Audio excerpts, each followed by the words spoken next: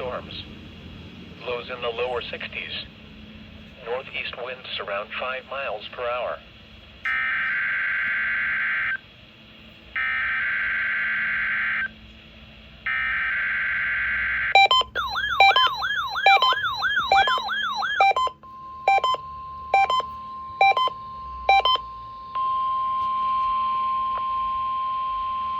This is a test of the NOAA Weather Radio Alert System.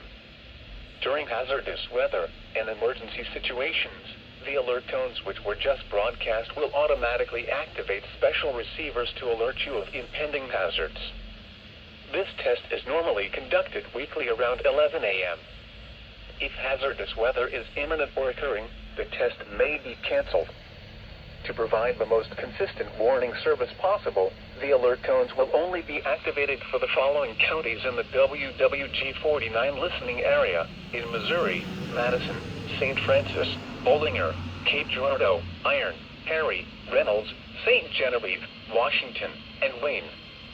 If your receiver was tone activated, the alert function will automatically reset after the test. This concludes our test for this week, and we will now resume normal programming. Thank you.